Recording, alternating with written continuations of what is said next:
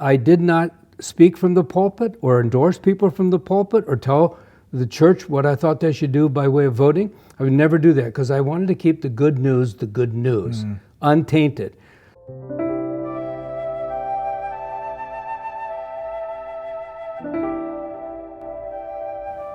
Before you came to the church and started working in the church, if someone were to Google Pastor Mike Kiley, they came up with this saying that I was part of a conspiratorial group that was trying to take over the government. I think you may remember that. I was thrilled when you went on, I think it was NPR, because all of a sudden, when you Google my name, you jumped in ahead of me. Because I tried to get it off Google. You can't get it off. No. So was it true? No. Was I a member of a core of, like some sort of right-wing religious group? Yes, and no, I was not. Not only was I not a member of the group, now people thought I was, because the guy who was the leader of the group was a member of our church, and he made it look like that I was part of the group. And I had to confront him on that. It was only a matter of months that I had to get up on Sunday morning. I shared this story with you earlier, and explained to the church that I could no longer fellowship with this man. Not that I didn't like him, but I said, we're going in two different directions.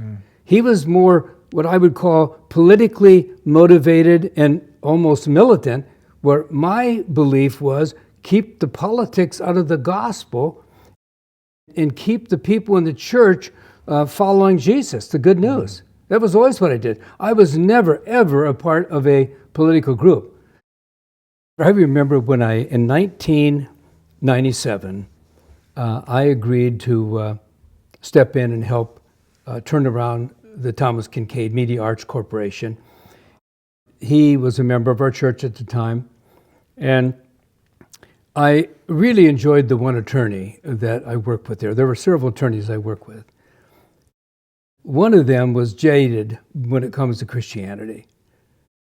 I just loved this guy. He was a man of integrity, a pure heart, and I would share with him all the time.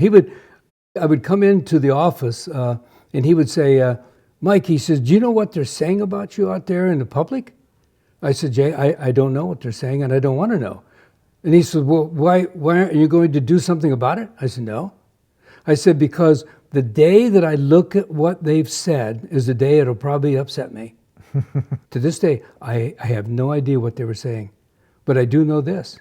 Jay became a believer, and that was the thing that touched my heart. An attorney who works on the East Coast and who also was a key person who would give testimony in Congress. He worked with securities.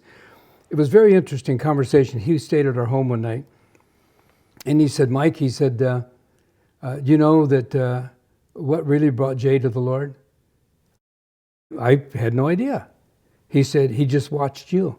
And over a period of 4 years, without preaching or hammering on him, he became a Christian, and so did many other people. The president of the company became a believer. That's powerful. Think about it.